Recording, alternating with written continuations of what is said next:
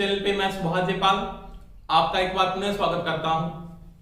दोस्तों, अपने जो इलेक्ट्रिक थ्योरी का क्रैश कोर्स स्टार्ट किया था, आज अपने उसकी नेक्स्ट क्लास स्टार्ट करेंगे, जिसमें अपने जो टॉपिक चल रहा था वो चल रहा था चुंबक। आपका जो टॉपिक क्या चल रहा था दोस्तों, अपने मैग्नेट के बारे में बात कर रहे थे, चुंबक के बारे में।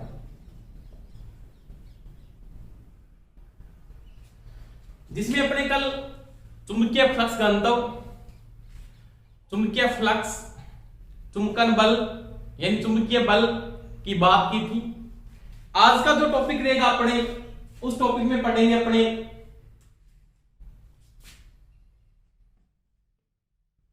निरपेक्ष चुंबकशीलता। किसके बारे में बात करेंगे? निरपेक्ष चुंबकशीलता। इसे लिखने का प्रतीक होता है, इसे लिखने का प्रतीक क्या है? पहली बात तो ये करेंगे, निरपेक्ष चुंबकशीलता को जो लिखने का प्रतीक होता है उसे लिखते हैं म्यू ए से, म्यू ए से प्रदर्शित किया जाता है। इंग्लिश में बोलते हैं एब्सोल्यूट परमिबिलिटी, यानी चुंबकशीलता को इंग्लिश में क्या बोलते हैं? परमिबिलिटी बोलते हैं, और निरपेक्ष को क्या बोलते हैं? Absolute permeability. अब ये क्या है म्यू ए, यानी निरपेक्ष चुंबकशीलता क्या होती है? इसके बारे में दोस्तों अगर मैं बात करता हूं तो निरपेक्ष चुंबकशीलता में यानी म्यू ए बराबर होता है B बटा H का अनुपात, B बटा H का अनुपात है। B क्या है? यानी ये क्या बोलता है कि आपके अंदर चुंबकीय में क्या था? B क्या था? चुंबकीय फ्लक्स घनत्व, यानी चुंबकीय फ्लक्स घनत्व, यानी magnetic density, magnetic flux density, वह ये क्या थी? चुंबकीय क्या थी? चुंबकीय तीव्रता। इसको अपने क्या बोला था? चुंबकीय तीव्रता, जो कल अपने टॉपिक पढ़ा था, इसको क्या बोलते हैं? चुंबकीय तीव्रता, या इसको क्या कहा जाता है दोस्तों? इसको कहते हैं चुंबकीय क्षेत्र सामर्थ्य, या इसको क्या बोलते हैं? या चुंबकीय क्षेत्र सामर्थ्य, यानी चुंबकीय फ्लक्स घनत्व व चुंबकीय तीव्रता या चुंबकीय क्षेत्र सामर्थ्य के अनुपात को, के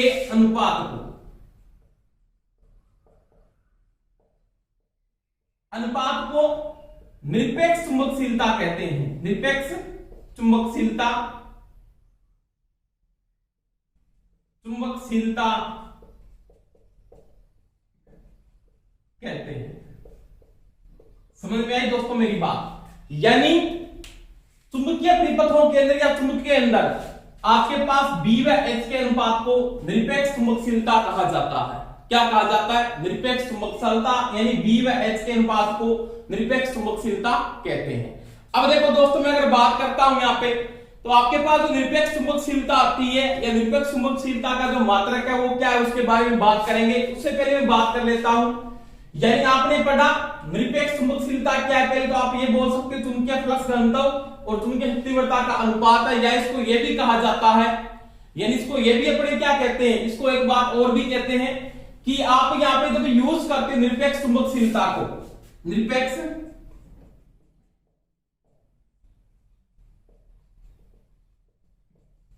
चुंबकशीलता, तो ये जो म्यू ए है ना, म्यू ए, इसके बराबर होता है म्यू जीरो इंटू में क्या होता है? Mu r. ये इन दोनों का क्या है? गुणा। यानी मैं ये भी बोल सकता हूं म्यू ए क्या है? निरपेक्ष चुंबकशीलता। म्यू ए क्या आपके पास, जैसे यहां पे मैं बात करता हूं म्यू तो ए है, तो आपके पास है वो है निरपेक्ष चुंबकशीलता।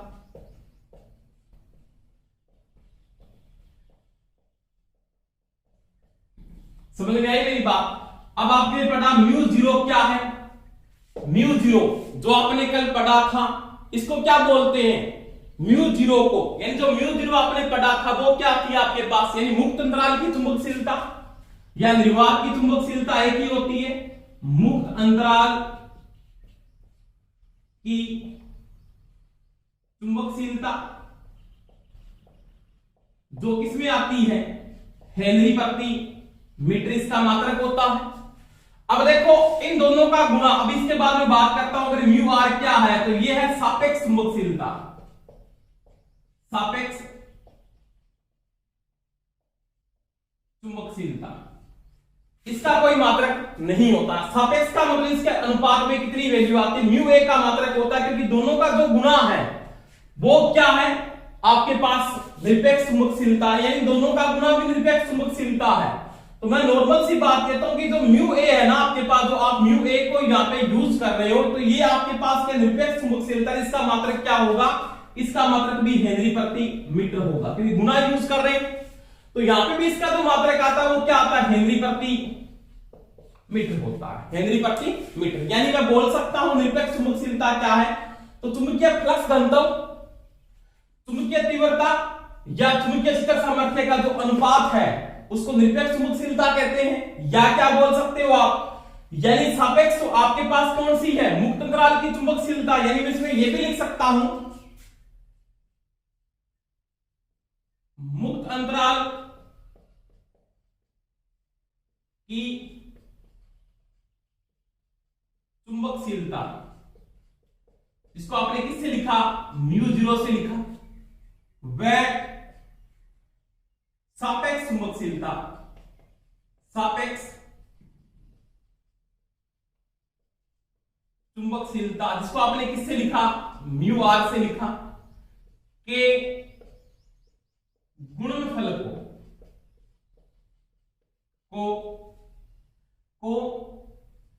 निरपेक्ष चुंबकशीलता कहा जाता है, निरपेक्ष चुंबकशीलता कहते हैं। ये भी चीज का ध्यान रखना। तो दोनों बातें एक ही है, दोनों में कोई डिफरेंस नहीं। ये भी हो सकता है ऑप्शन में, वो आपको ऑप्शन में ये भी दे सकता है। यानी आपको क्या बोल सकता है कि चुंबकीय फ्लक्स घनत्व, यानी चुंबकीय फ्लक्स घनत्व वह चुंबकीय तीव्रता का जो अनुपात है उसको अपने क्या बोलते हैं, निरपेक्ष चुंबकशीलता, या बोलते हैं मुक्त अंतराल की चुंबकशीलता, और कौन सी है, सापेक्ष चुंबकशीलता। दोनों का जो गुणनफल है वो क्या कहलाती है, आपकी निरपेक्ष चुंबकशीलता कहलाती है। ये बात मेरी समझ में आ गई दोस्तों। इसके बाद देखो इसमें बात में मैं इसको यहां पे यूज करता हूं, तो आपने यहां पे क्या लिखा कि निरपेक्ष चुंबकशीलता में यानी म्यू ए बराबर आपके पास क्या है, तो म्यू ए बराबर है बी बटा एच का अनुपात।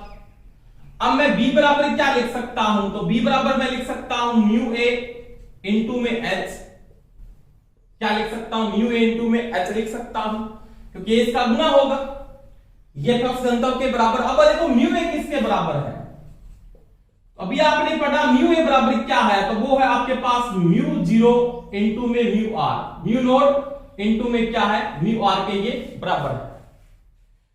अब ये जो वैल्यू यहां पे अगर मैं लिखता हूं तो b बराबर म्यू ए को मैं हटा के ये भी लिख सकता हूं mu zero mu naught mu r into में क्या होता है, h होता है, इंटू में क्या होता है, h होता है। तो b इक्वल टू मैं ये वैल्यू भी लिख सकता हूं, तो ये भी इसके क्या होता है, फ्लक्स घनत्व के बराबर होता है। यानी वो क्या बोलता है कि b समानुपाती है h की। चुंबकीय फ्लक्स घनत्व चुंबकीय तीव्रता के क्या होता है, समानुपाती होता है। और समानुपाती का निशान हटाने के लिए अपने किसका उपयोग करते हैं, स्थान का उपयोग करते हैं, जो किसको दर्शाता है, यहाँ पे चुंबकशीलता, कौन सी चुंबकशीलता को दर्शाता है, निरपेक्ष चुंबकशीलता। यानी बाद में मैंने क्या लिखा यहाँ पे, b बराबर मेरे बाद में क्या लिखा, h इंटू में म्यू ए। अब यहाँ पे जो म्यू ए था वो क्या था, वो आपकी निरपेक्ष चुंबकशीलता है, और जो किस में आएगी, वो आएगी हेनरी प्रति मीटर में। तो ध्यान रख लेना, आपने यहाँ पे तीन बातें पढ़ी है। निरपेक्ष का मतलब क्या है, निरपेक्ष चुंबकशीलता क्या है, उसके बारे में बात कर रहा हूं मैं। निरपेक्ष चुंबकशीलता पहली बात है b बाय h का अनुपात है, b और h का अनुपात है, वो आपकी क्या है, निरपेक्ष चुंबकशीलता है। दूसरी बात ये क्या आपके पास, तो ये तो क्या है, ये निर्वात या इसको बोलते हैं मुक्त अंतराल की चुंबकशीलता, ये मुक्त अंतराल की चुंबकशीलता है। ये क्या है, तो ये सापेक्ष चुंबकशीलता। सापेक्ष का मतलब कोई माध्यम आप चेंज करते हो, कोई माध्यम आपने चेंज किया, जैसे यहां पे तो क्या आपने निर्वात लिया, यहाँ पे आपने क्या किया, इसमें निर्वात को चेंज करके आपने माध्यम कौन सा यूज कर लिया, लोहे का माध्यम यूज किया। जैसे कोर आपने, जैसे सिंपल बात कहता हूं, ये एक मेरे पास कोयल है, ये तो वायु कोर है, कौन सी है, ये वायु कोर है, और एक मैंने इसको किससे बना दिया, इसको मैंने लोहे कोर बना दिया। जैसे मैंने लोहे का टुकड़ा यूज किया ऐसे, और इसके ऊपर मैंने कुंडली को ऐसे लपेट दिया ऐसे, तो ये कौन सी हो गई, आपके पास लोहे कोर होगी। तो इसका माध्यम मैंने चेंज किया है, तो माध्यम जब आप चेंज करोगे चुंबकशीलता का मान भी क्या होगा, बढ़ेगा। तो निरपेक्ष चुंबकशीलता इसको बोलते हैं एब्सोल्यूट परमिलिबिलिटी। क्या होती है, जिसको लिखने का प्रतीक होता है म्यू ए, बी व एच का अनुपात होता है, बी व एच का अनुपात। इसके बराबर आप ये भी लिखते हो म्यू जीरो इंटू में म्यू आर, इन दोनों का क्या होता है, गुणनफल होता है। तो ये निरपेक्ष चुंबकशीलता है, और ये मुक्त अंतराल की चुंबकशीलता, और ये कौन सी आपके पास दोस्तों, सापेक्ष चुंबकशीलता। समझ में आई मेरी बात। तो ये चीज का ध्यान रख लेना, आपको यहाँ पे दो बातें ध्यान रख लेनी है। निरपेक्ष चुंबकशीलता का जो मात्रक है वो हेनरी प्रति मीटर आएगा, क्योंकि इसका जो मात्रक है इसका भी क्या होता है, हेनरी प्रति मीटर होता है। यानी निरपेक्ष चुंबकशीलता का जो मात्रक है वो हेनरी प्रति मीटर होता है। और आपको कभी यही पूछ लेता है मुक्त अंतराल की चुंबकशीलता का मात्रक क्या है, वो भी हेनरी प्रति मीटर होता है। परंतु सापेक्ष चुंबकशीलता यानी म्यू आर का कोई मात्रक नहीं है, कोई मात्रक नहीं। इसका कहने का मतलब यह होता है, इसका मात्रक क्यों नहीं है कि किसी के साथ तुलना, यानी वायु के साथ तुलना की जा रही, निर्वात के साथ तुलना की जा रही है कि निर्वात से इसकी चुंबकशीलता ज्यादा आएगी या दोस्तों क्या आएगी, कम आएगी। समझ में आई दोस्तों मेरी बात। तो ये चीज अपने को थोड़ा ध्यान रखना है कि आपके पास इन दोनों का जो मात्रक है यानी म्यू ए और म्यू नोड का मात्रक है, परंतु म्यू आर का मात्रक नहीं होता। और इसका जो मात्रक है वो क्या होता है, हेनरी प्रति मीटर होता है, हेनरी प्रति मीटर होता है। तो ये दोस्तों मैंने किसकी बात की, निरपेक्ष चुंबकशीलता की बात की। ये निरपेक्ष चुंबकशीलता क्या होती है, समझ में आई दोस्तों मेरी बात। इसके बाद देखो दूसरी, इसके बाद मैं बात करता हूं, उसके बाद अपने पढ़ेंगे सापेक्ष चुंबकशीलता। इसके बारे में बात करेंगे, सापेक्ष चुंबकशीलता।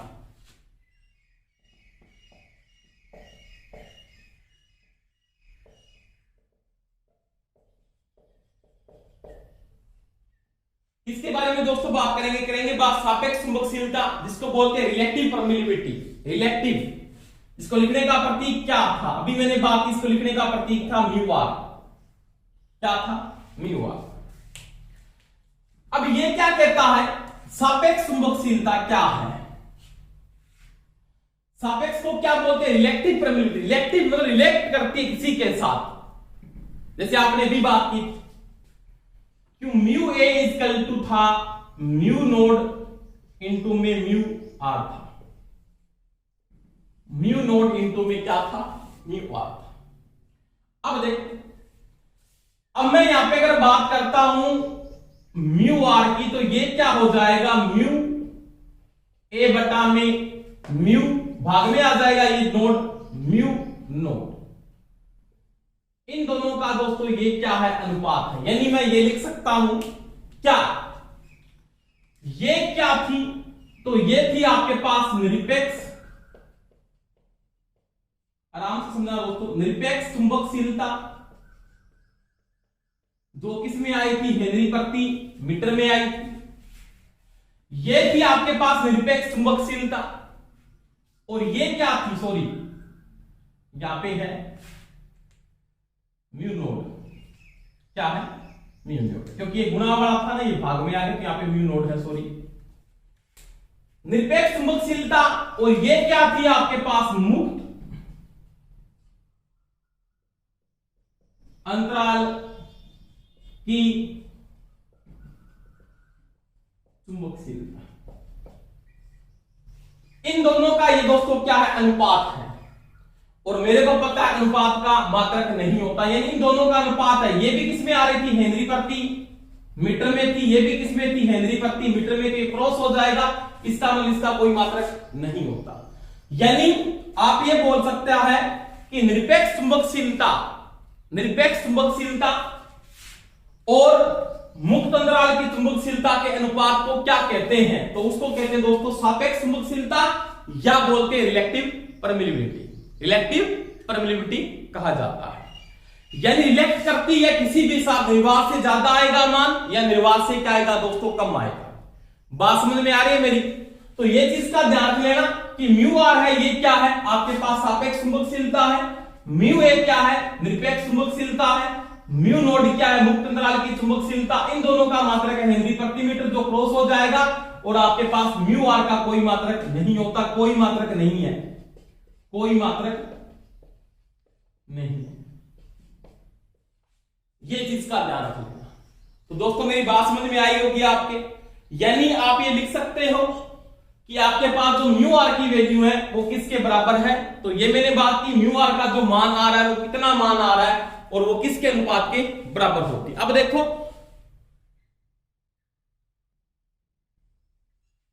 इसके बाद देखो दोस्तों अगर मैं बात करता हूं आपके पास अगर वो यहां पे ये बोल देता है कि जो म्यू आर का जो मान आता है म्यू आर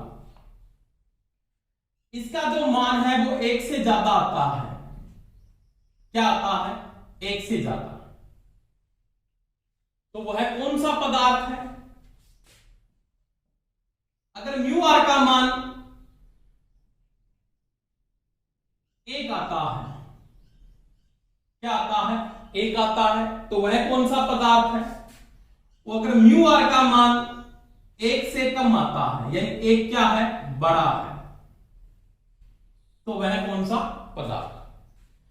अगर म्यू आर का मान 1 से ज्यादा आता है तो ये पदार्थ होते हैं लोह चुंबकीय पदार्थ, लोह चुंबकीय पदार्थ, जिनके बारे में पढ़ेंगे अपने फेरामैग्नेटिक मटेरियल।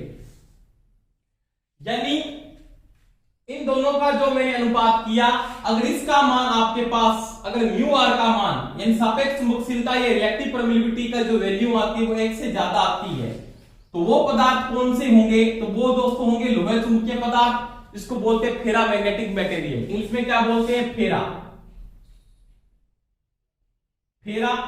Magnetic material. समझ में आई बात? इसके बाद बात करेंगे जो लोहे से आसानी से क्या होते हैं आकर्षित होते हैं। अब ये क्या है जिनमें म्यू आर की वैल्यू या सापेक्ष चुंबकशीलता का मान लगभग 1 आता है, कितना आता है 1 आता है, तो वो पदार्थ कौन से होते हैं, तो वो होते हैं अनुचुंबकीय पदार्थ। कौन से होते हैं अनुचुंबकीय पदार्थ, जिनको क्या बोलते हैं अपने कि जिनकी चुंबकशीलता का मान 1 से क्या आता है कम आता है, तो उनको क्या बोलते हैं अनुचुंबकीय पदार्थ।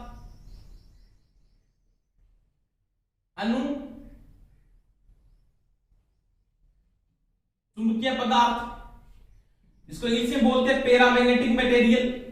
क्या बोलते हैं पैरा, इसको अपने एक नाम से और भी जानते हैं समचुंबकीय पदार्थ भी कहते हैं। क्या कहते हैं दोस्तों समचुंबकीय पदार्थ भी इसको कहा जाता है, एक ही बात है, इसको बोलते हैं पैरामैग्नेटिक मटेरियल।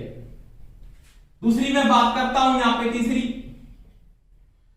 जिनकी चुंबकशीलता का मान 1 से कम आता है या बोलते हैं कई बार ऋणात्मक आता है, 1 से कम आता है, तो वो क्या होते हैं, वो आते हैं आपके पास किसमें प्रति चुंबकीय पदार्थ, प्रति चुंबकीय पदार्थ, जिनको बोलते हैं डाया मैग्नेटिक मटेरियल। यानी ये पदार्थ कौन से होते हैं, तो ये होते हैं डाया मैग्नेटिक मटेरियल। तो ये सापेक्ष चुंबकशीलता के आधार पर इनको डिवाइडेशन किया जाता है कि जिनका मान 1 से ज्यादा है सापेक्ष चुंबकशीलता का मान, तो वो तो आएंगे लोह चुंबकीय पदार्थ के अंदर, और जिनका मान 1 से 1 के बराबर है तो वो किस में आएंगे पैरामैग्नेटिक मटेरियल, और जो इनका मान 1 से भी क्या है कम है तो वो किस में आएंगे दोस्तों डायामैग्नेटिक मटेरियल में शामिल किए जाते हैं। तो ये दोस्तों मैंने किसकी बात की, ये मैंने बात की तीनों चुंबकशीलताओं की, यानी सापेक्ष चुंबकशीलता क्या है, निरपेक्ष चुंबकशीलता क्या है और मुक्त अंतराल की चुंबकशीलता क्या होती है, और तीनों का संबंध क्या है। इन तीनों का संबंध क्या है मैं दोबारा से यहाँ पे रिपीट कर रहा हूं। अगर तीनों में आपको तीनों की वैल्यू पूछ लेता है तो आपने यहाँ पे किसके बराबर लिखा, ये आपके पास किसके बराबर है म्यू ए, इन दोनों का क्या गुणनफल है, म्यू आर इसके बराबर है, तो म्यू नोड किसके बराबर होगा, तो म्यू नोड में क्या आ जाएगा म्यू ए बटा में म्यू आर, ये होगा। यानी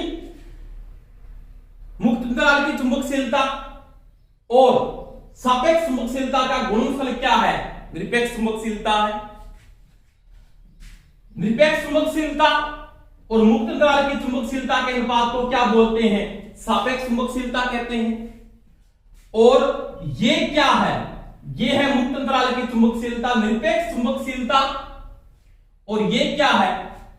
ये तो ये सापेक्ष चुंबकशीलता क्या क्या है? अनुपात है। यानी तो ये तो क्या है? ये दोनों किनका अनुपात है? तो ये है निरपेक्ष चुंबकशीलता।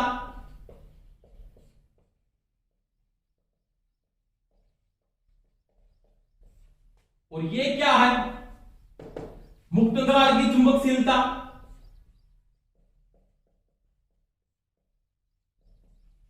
चुंबकशीलता का अनुपात है।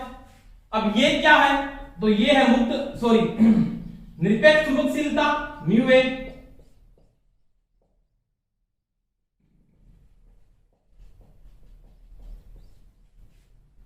अनुपात किसके साथ? सापेक्ष चुंबकशीलता।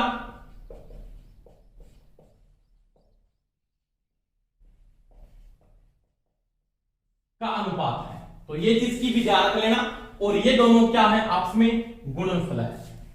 तो ये तीनों चुंबकशीलता का आपसी संबंध है और इनका मैंने मान भी बता दिया। कौन सा पदार्थ किसकी श्रेणी में शामिल होगा, इन तीनों पदार्थों के बारे में दोस्तों अपने आगे पढ़ेंगे कि लोह चुंबकीय पदार्थ कौन सा होता है, अनुचुंबकीय पदार्थ कौन सा होता है और प्रतिचुंबकीय पदार्थ कौन सा होता है, उसके बारे में दोस्तों क्या करेंगे? बात करेंगे। तो ये था आपके पास चुंबकशीलता का टॉपिक। इसके बाद देखो दोस्तों अपने नेक्स्ट टॉपिक पे बात करेंगे। तो ये पढ़ा आपने सापेक्ष चुंबकशीलता, निरपेक्ष चुंबकशीलता और कौन सी थी आपके पास? मुक्त अंतराल की चुंबकशीलता और तीनों का आपस में संबंध। इसके बाद देखो नेक्स्ट टॉपिक में बात करेंगे चुंबकीय घूर्णन।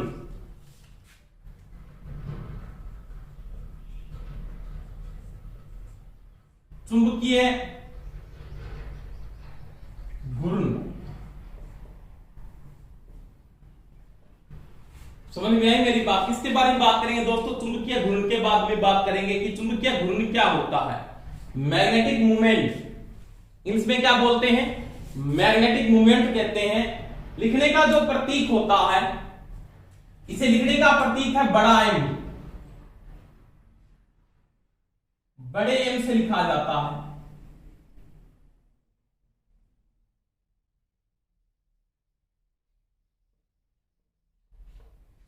अब देखो आपके पास दोस्तों कोई भी एक मैग्नेट है, यानी क्या है? चुंबक है।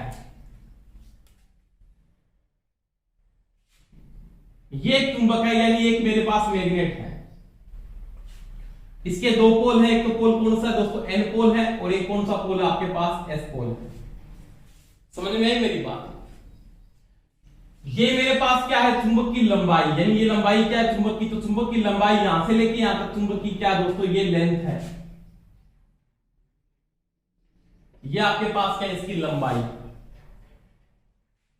और यहां पे इस चुंबक का क्या है? लंबाई। यानी ये क्या बोलता है कि चुंबकीय घूर्णन क्या होता है? घूर्णन का मतलब होता है कि इस क्षेत्र में इसकी रेंज आ रही, घूर्णन किस में आ रहा है? तो वो ये कहता है कि चुंबक के एक ध्रुव के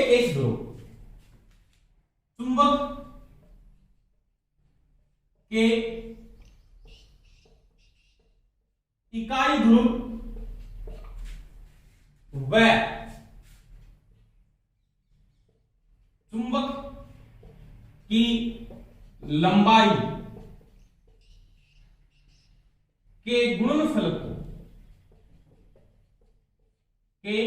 गुणनफल को क्या कहा जाता है? चुंबकीय घूर्णन कहते हैं। चुंबकीय घूर्णन यानी मेरे पास एक लेंथ है, इसका सामर्थ्य यानी चुंबकीय ध्रुव इकाई ध्रुव का क्षेत्र सामर्थ्य क्या है? क्षेत्र सामर्थ्य। यानी चुंबक के इकाई ध्रुव का क्षेत्र सामर्थ्य, यानी इकाई ध्रुव, यानी ये इसका ध्रुव है इकाई, इसका क्षेत्र सामर्थ्य क्या आपके पास? एम है। छोटे एम से लिखा जाता है, स्मॉल एम से लिखा जाता है, इसको कैपिटल एम से लिखा जाता है। इसका सामर्थ्य एम है। इसको अगर इसके लंबाई के साथ गुणा कर देते हो तो वो आपका क्या प्राप्त होता है? चुंबकीय घूर्णन प्राप्त होता है। यानी मैं लिख सकता हूं कि जो एम है, एम बराबर होता है आपके पास क्या है? छोटा एम इंटू में क्या होता है? एल होता है। इंटू में एल होता है। यानी किसी चुंबक के इकाई ध्रुव का क्षेत्र सामर्थ्य वह चुंबक की लंबाई के गुणनफल को क्या कहा जाता है? चुंबकीय घूर्णन कहते हैं। क्या कहते हैं? चुंबकीय घूर्णन कहते हैं। यानी इसका जो क्षेत्र सामर्थ्य है ये इसके साथ मूवमेंट करता है, पूरी चुंबक के साथ घूर्णन। घूर्णन का मतलब था वैसे टॉर्क मूवमेंट करवाना। वही बात है, m इक्वल टू क्या होता है? m into L. तो m किस में आता है आपके पास? वेबर, और ये लंबाई किस में आएगी? मीटर। तो इसका जो मात्रक होगा चुंबकीय घूर्णन का वो क्या होता है? वेबर मीटर होता है। क्या होता है दोस्तों? वेबर मीटर होता है। यानी चुंबकीय घूर्णन की दोबारा में बात कर लेता हूं। इकाई ध्रुव का क्षेत्र सामर्थ्य वह चुंबक की लंबाई के गुणनफल को चुंबकीय घूर्णन या चुंबक मैग्नेटिक मूवमेंट कहा जाता है। इसे लिखने का प्रतीक होता है बड़ा एम होता है, कैपिटल एम से लिखा जाता है। मात्रक क्या होता है? वेबर प्रति, वेबर मीटर होता है। प्रति नहीं दोस्तों, वेबर मीटर होता है। इसके बाद एक नेक्स्ट टॉपिक पे बात करेंगे। इसके बाद पढ़ेंगे चुंबकन तीव्रता। इसकी बात करेंगे चुंबकन तीव्रता। बिल्कुल सिंपल टॉपिक है।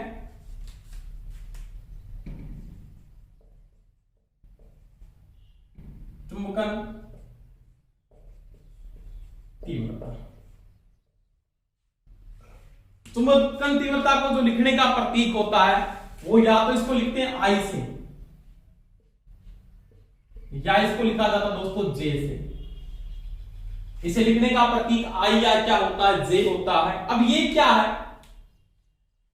ये चुंबकन तीव्रता क्या है इसके बारे में अगर मैं बात करता हूं तो चुंबकन तीव्रता क्या है?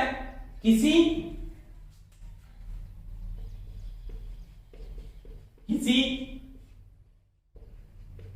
इकाई क्षेत्रफल में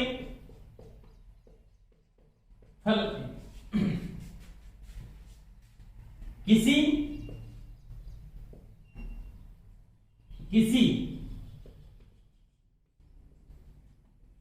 ध्रुव के द्वारा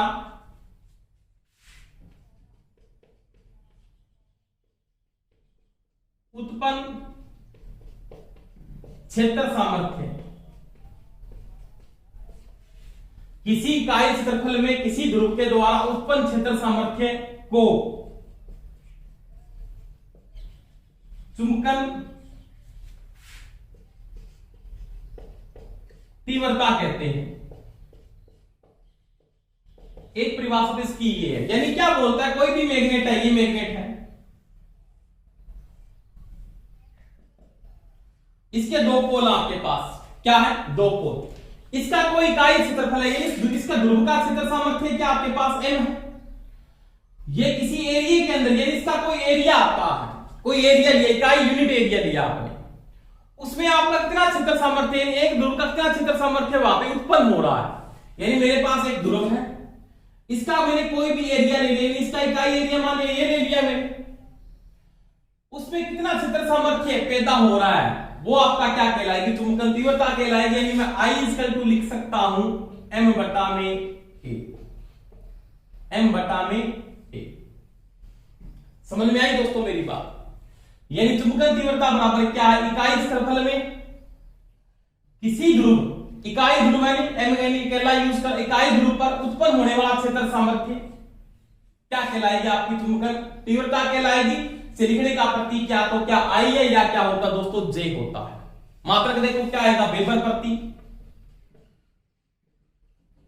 मीटर स्क्वायर, वेबर प्रति मीटर स्क्वायर। अब देखो इसको मैं ये भी लिख सकता हूं आगे, देखिए इसको अगर बात करेंगे तो अगर आपको यहां पे कोई ये कंडीशन बोल दे कि अंश व हर में चुंबक की लंबाई, चुंबक की लंबाई आपके पास, चुंबक की लंबाई क्या है? एल है। चुंबक की लंबाई एल से गुणा कर दे, गुणा कर दे, कोई समस्या नहीं, मैं करता हूं। मान लीजिए इसको आपने क्या लिखा? आई इक्वल टू आपने ये लिखा m इंटू में l बटा में a इंटू में l। अब देखो आपने भी पढ़ा था, आपने क्या पढ़ा था कि m था ना, m कैपिटल M, ये क्या था? चुंबकन घूर्णन,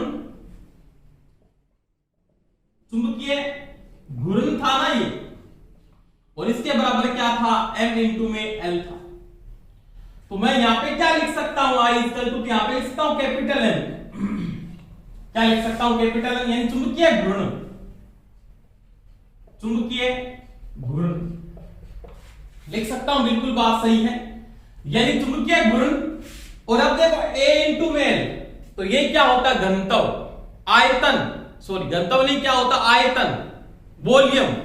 इसको मैं क्या लिख सकता हूं, V। तो ये क्या हो गया, इसका आयतन, क्या हो गया, आयतन। तो ये भी लिख सकता हूं, इसकी परिभाषा क्या, इकाई आयतन, इकाई आयतन में उत्पन्न चुंबकीय घूर्णन को, चुंबकीय घूर्णन को चुंबकन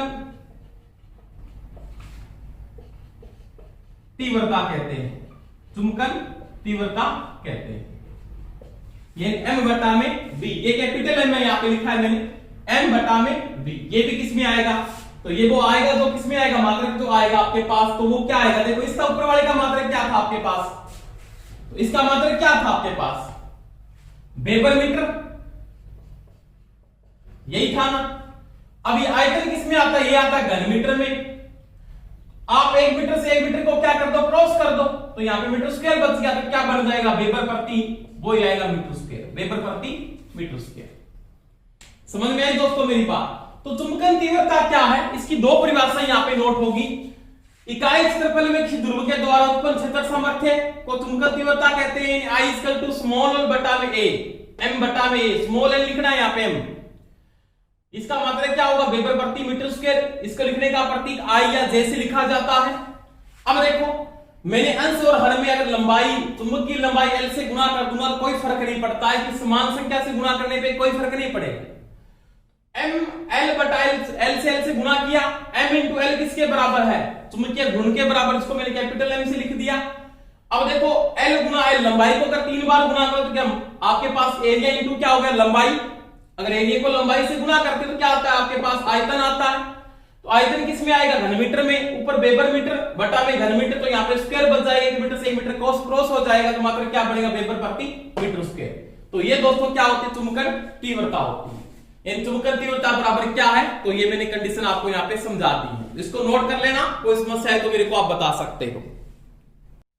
इसके बाद देखो चुंबकन तीव्रता के बाद अपने इसका जो नेक्स्ट टॉपिक पढ़ेंगे उसमें पढ़ेंगे अपने चुंबकीय ग्रहणशीलता। सेंसिबिलिटी जिसको बोलते हैं नॉर्मल बात में मैग्नेटिक सेंसिबिलिटी, चुंबकीय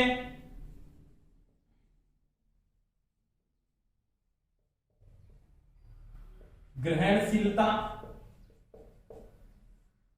या इसको प्रवृत्ति कहा जाता है। क्या बोलते हैं, प्रवृत्ति। लिखने का प्रतीक होता है दोस्तों के, क्या होता है, के। अब देखो ये क्या है, यानी चुंबकीय ग्रहणशीलता क्या होती है, इसके बारे में अगर मैं बात करता हूं तो ये क्या है,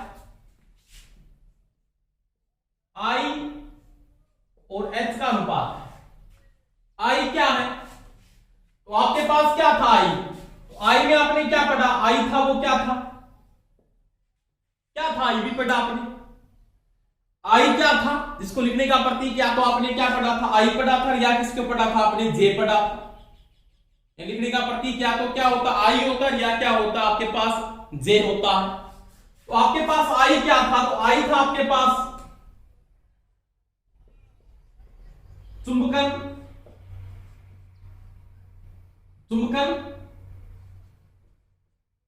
तीव्रता, और H क्या था, तो ये था चुंबकीय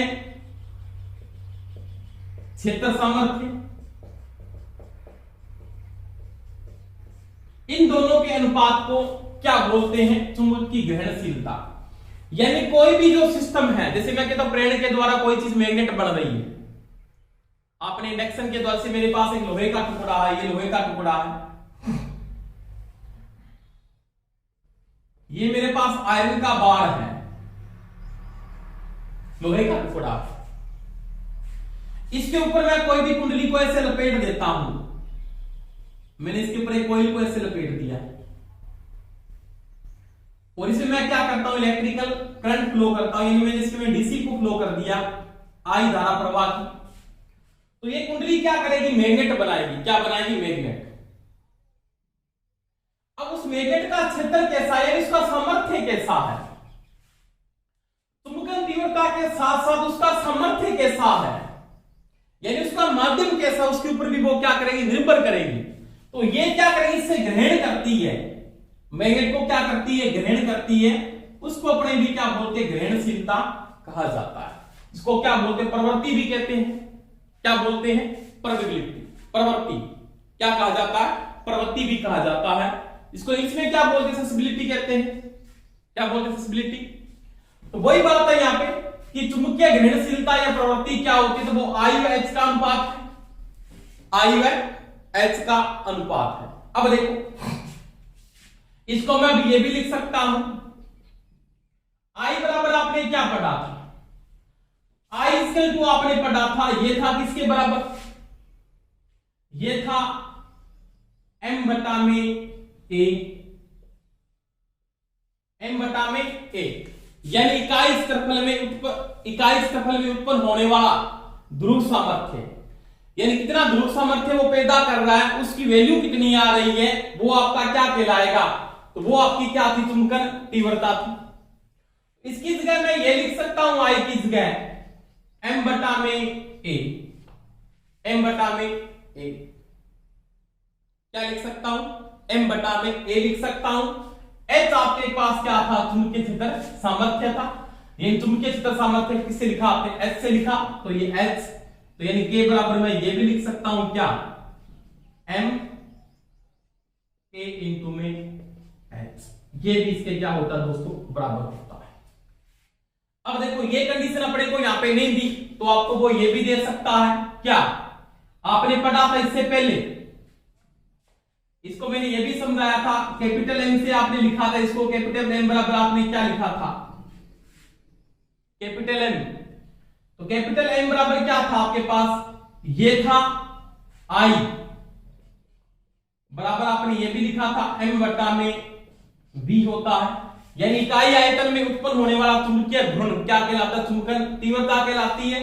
तो इसको भी मैं यहाँ पे यूज कर सकता हूं, इसके बराबर मैं K बराबर फिर ये भी लिख सकता हूं, क्या, अगर कैपिटल M को यूज करते हो तो बटा में V का मतलब यहाँ पे आयतन है, इनटू में क्या लिख सकते हो, H। तो ये भी कंडीशन आपके पास बिल्कुल क्या है दोस्तों, राइट।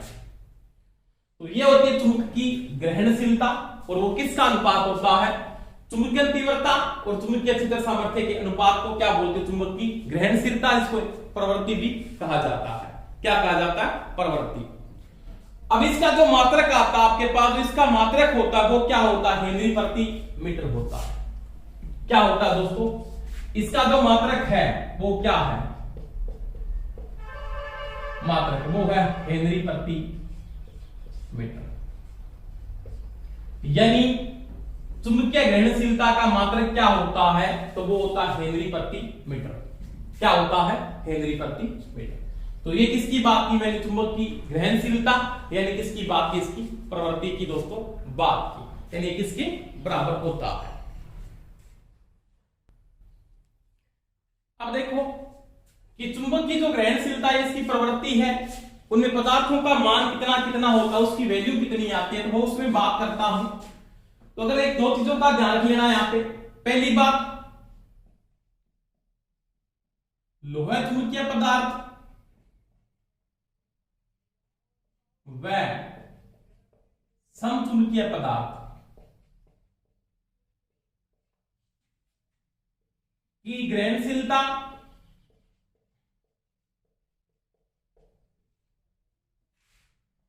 का मान पॉजिटिव यानी धनात्मक आएगा, धनात्मक होगा।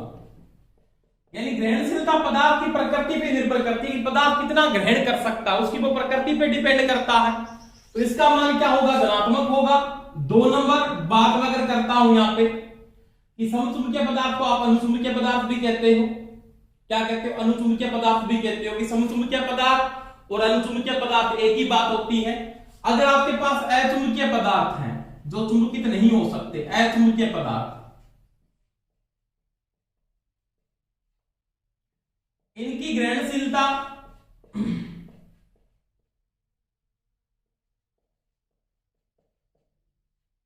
यानी इनमें जो K का मान होता है, ग्रहणशीलता शून्य होती है। कितनी होती है, शून्य। 3 नंबर, प्रतिचुंबकीय पदार्थों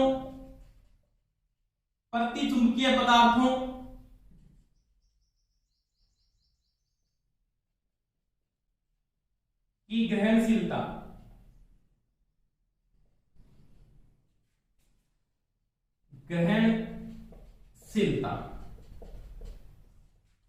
ऋणात्मक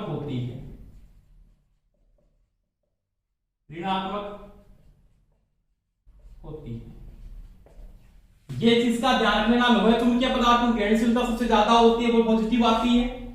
अचुंबकीय पदार्थ जो चुंबकित नहीं हो सकते उनकी शून्य होती है। और प्रतिचुंबकीय पदार्थों की ग्रहणशीलता का मान क्या होता है दोस्तों, 0 होता है। कितना होता है, सॉरी, ऋणात्मक होता है। तो ये थी ग्रहणशीलता। तो ये टॉपिक पढ़ा आपने, आप चुंबकशीलता, ग्रहणशीलता क्या है। तो ये टॉपिक वाइज आप नोट्स बनाते जाके, अपने काम बहुत आने वाला टॉपिक है। तो करेक्टली आप साथ में नोट्स बनाते जाइए। कोई समस्या आ रही तो बता दी, कमेंट करके मेरे को बता सकते हैं। धन्यवाद दोस्तों। सभी को अगर क्लास अच्छी लगती है तो सभी लाइक जरूर किया करो और शेयर भी किया करो, तभी सभी स्टूडेंटों को फायदा मिले। धन्यवाद, बेस्ट ऑफ लक, जय हिंद।